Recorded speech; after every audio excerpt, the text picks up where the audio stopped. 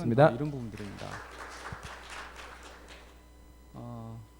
제가 그 5G 시스템 요구사항은 12개월 정리가 안 된 상황이라서요.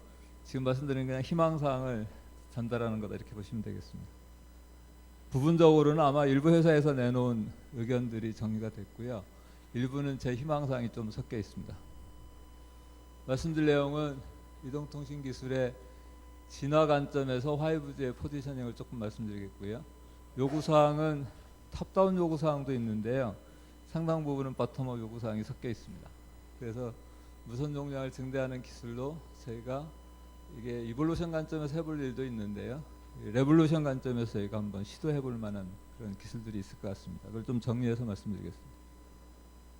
다 아실 것 같은데요. 저희가 5G 세상은 2020년경에 올 거라고 추정하고 있고요. 그 경우에 셀룰라는 정보 전송 레이트가 한 1GBps를 고객한테 지원을 하고요. 반면에 이제 와이어리스 랜 같은 경우에는 한 100GBps 정도를 지원할 수 있어야 될 거다 이렇게 이제 추정하고 있습니다. 대개 이 세대가 바뀔 때 한 10년은 걸릴 거라 이렇게 이제 추정하고 있어서요. 그러니까 2020년경이 5G 시대가 도래할 수도 있겠다 이렇게 가늠하고 있습니다. 기본적으로요, 5G 이동통신 시스템을 개발하기 전에 저희가 그때쯤에 트래픽이 얼마나 급증할 건지 이걸 이제 에스티메이션 해야 되는데요. 그건 아무도 모르죠. 왜냐면 스마트폰 나와가지고 이렇게 그 트래픽량이 급증할 줄은 몇 년 전만 해도 뭐 누구도 예측 못한 거니까요. 그런데 저희가 만약 해마다 트래픽이 2배씩 증가한다고 가정하면 10년 내에 1000배가 됩니다. 만약 해마다 4배씩 증가한다고 가정을 하면 10년 내에 100만 배가 됩니다. 뭐 얼마 정도의 트래픽이 이제 증가할지는 가늠할 수 없지만요. 대부분의 그 회사에서 예측하는 게 한 1000배 정도 증가할 거다. 따라서 망의 용량은 1000배 정도 늘려야 된다. 시스템 용량이죠. 시스템 용량 1000배 늘리는 건 아까 발표에서 대부분 나왔는데요. 스펙트럴 에피션시 10배, 그 다음에 캐리어 프리퀀시 높여가지고 밴드위스 10배, 그리고 이제 스몰셀을 좀 촘촘히 박아서 그 한 10배 정도 용량을 올리면 전체적으로 한 뭐 1000배 정도 올릴 수 있을 거다 이렇게 가늠하고 있습니다. 근데 저희가 3G가 무선 인터넷 서비스라면 4G는 이게 동영상 서비스 뭐 이렇게 얘기해야 될 것 같고요. 5G 정도 되면 뭐 초다시점 영상 서비스 혹은 뭐 잘 나가면 홀로그램 서비스 뭐 이런 정도를 이제 얘기해야 될 것 같고요. 그럼 기술은 뭐냐? 3G는 WCDMA죠. 4G는 OFDMA죠. 5G는 뭐냐? 저는 이제 BDMA다. 제가 만든 단어입니다. 빔 디비전 멀티플렉스. 공간상에서 효율을 극대화하지 않는 한 스펙트럴 에피션시 10배까지 올리기는 좀 어려울 거다. 그거를 이제 조금씩 개선하는 방법들이 있을 텐데 제가 이제 그쪽에 뭐 폴라라이제이션이나 패턴 이런 것들을 이용하면서 공간상의 이득을 극대화하는 노력이 있어야 5G에서 무선 쪽에 스펙트럴 에피션시를 높이는 데 좀 기여할 수 있을 거다 이런 생각을 하고 있습니다. 전반적으로요, 5G 요구 사항은 하나는 무선 용량을 증대하는 거고요, 또 하나는 모든 사물을 연결해야 되고요, 또 하나는 저전력화해야 될 것 같습니다. 속도가 빨라지면은 파워 컨섬션이 너무 커져서요, 결국은 고객이 쓰는 데는 한계에 직면하게 될 것 같습니다. 그래서 이거를 풀어야 될 텐데요. 무선 용량을 증대하는 방법은 캐리어 프리퀀시 올려서 밴드위스 높여서 하는 방법이 있을 텐데요. 이게 캐리어 프리퀀시가 올라가면 채널 상황이 안 좋죠. 거기에 따른 이제 그 극복 기술들이 있어야 될 것 같고요. 저희가 안테나를 많이 쓰면 공간 이득을 좀 높일 수 있습니다. 그런데 2분의 남다 공간 안에 안테나를 많이 쓰면서도 이득을 높이는 방법, 그런 것들이 이제 패턴 편파 안테나를 이용하는 방법들이고요. 그 다음에 이제 이게 스몰셀 많이 이렇게 구성하다 보면 유선으로 망을 구성하기가 상당히 어렵습니다. 그래서 이제 무선 백홀에 대한 연구, 특별히 이제 투자 비용이 늘긴 하지만 소형셀을 많이 이제 설치를 해야 용량을 늘릴 수 있어서 그거에 대한 이제 코스트 다운 이런 것들이 상당히 중요할 것 같습니다.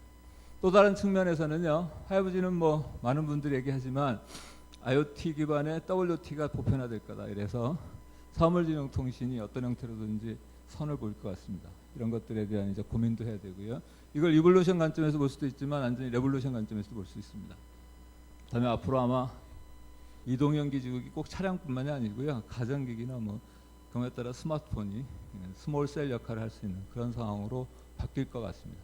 세 번째 중요한 키워드가 이제 저전력화인데요. 셀을 소형화하면 물론 저전력화가 되죠. 또 이게 이제 전방향으로 쏘지 말고 지향성을 갖고 쏘면 저전력화가 훨씬 더 용이해집니다. 그 다음에 이제 이게 기지국이 굉장히 많이 깔릴 거라고 생각이 되는데요.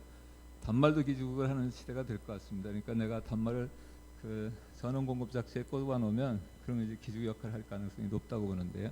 그럴 경우에 이제 기지국의 파워 컨섬션을 줄이는 것도 굉장히 큰 이슈가 될 것 같습니다.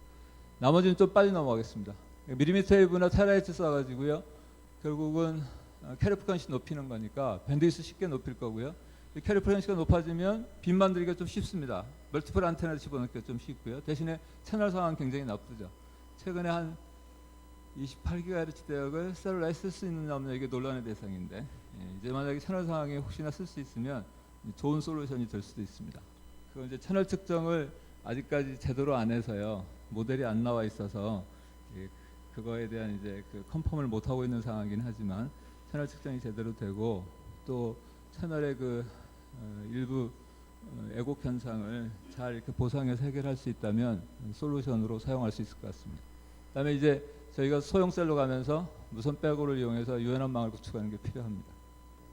이 소형 셀 중심의 무선 접속망을 할 경우에는 비교적 소형 셀을 많이 박으면 용량을 키울 수 있으니까요. 물론 이제 투자 비용이 많이 급증해서 그 부분의 코스트 다운이 상당히 중요하다 이렇게 보겠습니다. 특별히 우리가 스펙트럴 에피션시를 높이기 위해서는 다중 안테나 쓰는 게 굉장히 중요하고요. 이게 베이스테이션에서 푸는 솔루션하고 단말에서 푸는 솔루션이 다릅니다. 베이스테이션 쪽에서는 공간 크기의 제한사항이 좀 없으니까 많이 넣을 수 있는데요. 단말 쪽은 단말이란 크기의 제한이 있어서 그쪽에 이제 멀티플 어레이 안테나를 넣는 방법은 아마도 패턴 편판 아니면 컴팩 마이모, 이거를 뭐 다른 말로 빔 스페이스 마이모 이런 단어를 쓰는데요. 이런 기술이 굉장히 중요할 것 같습니다. 셀의 소형화와 관련돼서는요. 실제로는 저희가 만약에 셀의 반경을 10분의 1로 줄이면 파워가 이게 10의 마이너스 4승으로 줄여서도 동일한 성능을 얻을 수 있습니다. 그래서 이 좌우간 전체적으로 소형 셀로 가면서 고객의 단말의 파워 소모량을 줄이면서도 좌우간 용량을 개선하는 그런 효과를 어느 정도 기대해 볼 수 있습니다. 또 빔을 사용하게 되면 파워 소모량도 줄일 수 있지만 전반적으로 용량을 늘릴 수 있죠. 만약에 이게 짧은 거리의 고객들이 대부분 있다면 또 움직이지 않는 경우라면 그 경우에는 효과가 좀 크고요. 이게 이제 넌라인 사이트로 가게 되면 마이모 이득이 훨씬 더 커지게 되고요. 라인 오브 사이트로 가게 되면 빔 이득이 좀 더 커지고요. 근데 고객이 또 라인 오브 사이트에만 있거나 아니면 논라인 오브 사이트에 있는 게 아니라 왔다 갔다 할 경우에는 제가 요새 이제 주장하는 것 중에 하나가 빔 스프레딩을 해야 될 것 같습니다.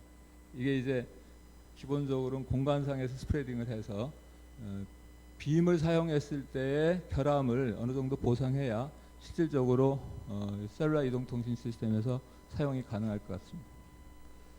기지국을 이제 전원을 잘 써서 전원 소모량을 좀 줄이자. 이게 그린 베이스테이션 이런 관점에서도 상당히 중요한 이슈가 될 것 같습니다. 이유는 소형 셀이 많이 깔리니까 파워 컨섬션은 굉장히 커질 거고요. 아마 지금 기지국의 파워 에피션시가 5%밖에 안 된다고 그래요. 그거를 지금 개선한 작업이 계속되고 있는데요. 앞으로 아마 소형 셀이 많이 깔라지면 그 부분은 좀 더 개선할 필요가 있다고 보고 있습니다. 그다음에 이제 사물의 연결과 관련된 부분인데 이 사물과 연결은 실질적으로 셀룰러가 그동안에 큰 시장을 형성하면서 성장하지는 않았습니다. 앞으로 다가올 이제 큰 시장이라고 볼 수 있고요. 이게 셀룰러하고 이 사물하고 연결하는 게요. 실제로는 단말 측면에서 보면 1000배까지 증가할 수도 있다 이렇게 예측하고 있는 것 같습니다. 이 문제를 M2M, D2D로 풀 수 있는 거냐 아니면 탑다운의 새로운 어프로치로 풀어야 되냐 이거는 아주 중요한 문제가 될 것 같습니다. 그래서 새로운 세계가 펼쳐질 가능성도 있다 이렇게 볼 수 있고요. 그래서 저희가 5G는 사물지능 서비스가 메이저 서비스가 되는 거냐 아니면 홀로그램이 메이저 서비스가 되는 거냐 아니면 둘 다 같은 비율로 우리한테 다가올 거냐 이건 한 번쯤 고민할 필요가 있을 것 같습니다.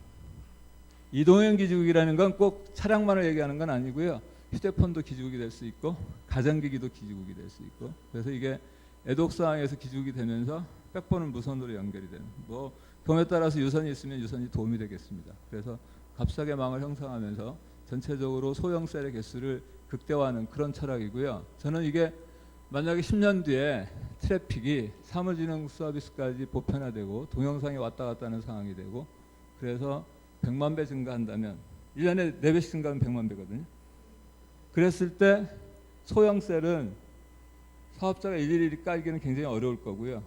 이게 이제 가전기기나 정보기기 경우에 따라서 개인이 휴대하는 기기가 그 소형 기지국이 되면서 전체 그 캐패시티를 늘리는 쪽으로 기여할 수도 있겠다고 생각하고 있습니다. 여기까지 제가 오늘 뭐 그 5G 시스템이 앞으로 그 갖춰야 될 기본 리퀘어먼트에 대해서 간단히 소개해 드렸습니다. 감사합니다.